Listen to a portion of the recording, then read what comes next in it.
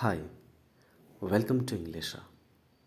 Today we will discuss collective nouns, and yes, it is important. Hi, my name is Akshay.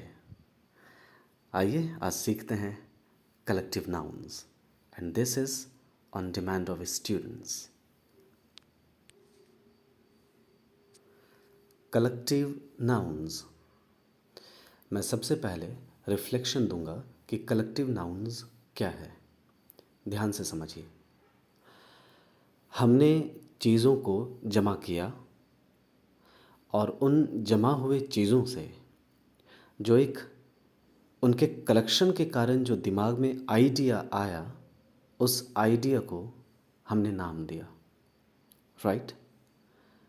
और वही नाम collective noun हुआ। आप यूँ समझें, noun means name, right? And collective तो कहने की मीनिंग कि कलेक्शन, यानी नेम ऑफ अ कलेक्शन। आपने चीज़ों को जमा किया यानी कलेक्ट किया, और उस कलेक्शन के लिए अगर आप एक नाम रख देते हैं, that very name is a collective noun, right? अब इसकी बारीक समझ क्या है, इसे ध्यान से सुनिए। हमने जिन चीज़ों को कलेक्ट किया ना, वो सारी चीज़ें एक जैसी होंगी, यस, सिमिलर होंगी वो। जैसे आपने अगर फूलों को जमा किया है तो उसमें फिर चाबियाँ नहीं आएंगी। अगर आपने आदमियों को जमा किया है, लोग अगर जमा हैं, तो उसमें फिर कोई जानवर नहीं आएंगे। यानी फूलों के गुच्छे में आप चाबियों के गुच्छे को शामिल नहीं कर सकते, और फूलों के साथ चाबियों को या फिर अंगूर को या फिर और भी कई अलग अलग चीज़ों को आप एक साथ जमा करके उस कलेक्शन का आप नाम नहीं रख सकते कुछ। कहने की मीनिंग, कलेक्शन जिस भी चीज़ की है, वो चीज़ तो सबसे पहले एक से ज़्यादा होंगी, तभी कलेक्शन संभव है, तभी समूह, ग्रुप संभव है। और वो चीज़ें आपस में सिमिलर होनी चाहिए, एक जैसी होनी चाहिए। जैसे अगर भेड़ों के झुंड हैं, शीप के अगर झुंड हैं, तो शीप ही होंगे सिर्फ, right?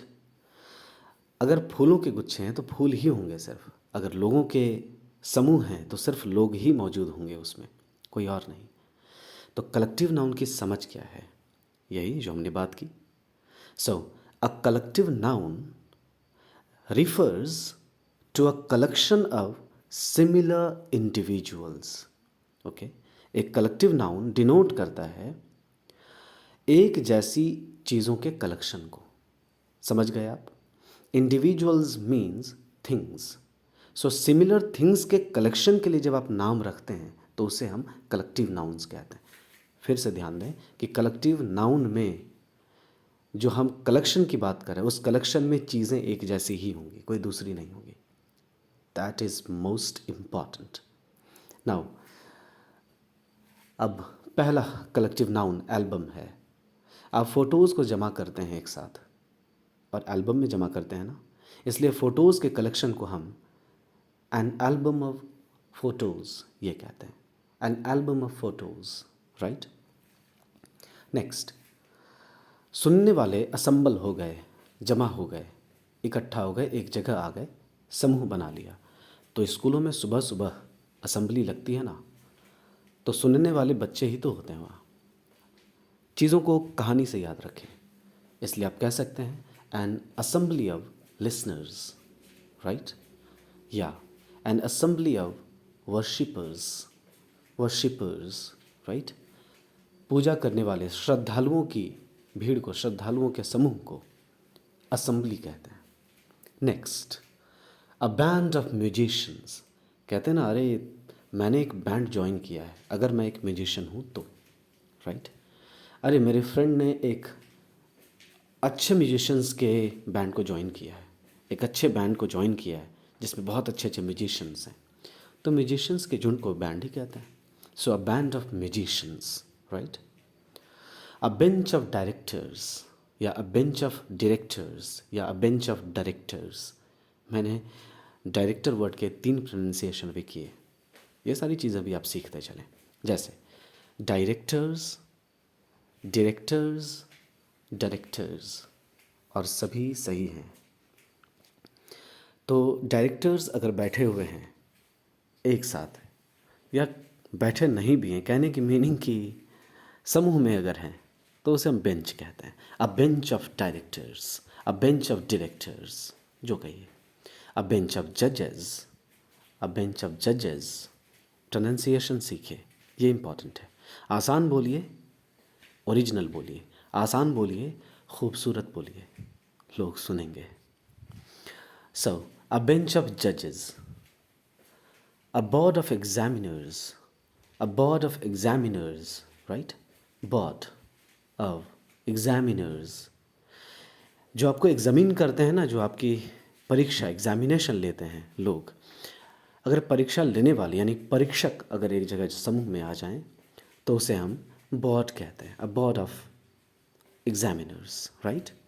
Next, a bunch of keys, चाबियाँ आपकी बहुत सारी हैं, गुच्छे में है तो चाबियों के गुच्छे को आप बंच कहते हैं। अ bunch of grapes, okay, a bunch of grapes. Next, friend circle कहते हो ना, बस यही तो है। A circle of friends, a circle of friends, right. Circle को कैसे पढ़ेंगे? A circle of friends, circle, हड़बड़ी नहीं दिखाएंगे, सर्कल नहीं बोलेंगे जल्दी। A circle of friends, sir, right, yes.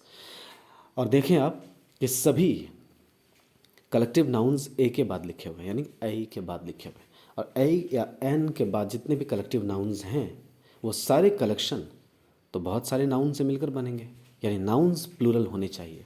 तो यस, कलेक्टिव नाउन्स के बाद जब भी आप नाउन्स लिखें, जिन भी नाउन्स के कलेक्शन आप बता रहे हैं, उन नाउन्स को आप प्लूरल में लिखें। This is again most important. So, photos, listeners, worshippers, musicians, directors, judges, examiners, keys, grapes, friends, इन सभी नाउन्स को आप देखें सारे प्लूरल हैं, क्योंकि किसी एक चीज़ से समूह तैयार नहीं हुआ करती है, समूह तैयार नहीं हुआ करता है, ये ध्यान रखिएगा। Thank you so much. Next video में मिलते हैं कुछ और फ्रेश थिंग्स के साथ। तब तक के लिए अपना खूब ख्याल रखें। Join English.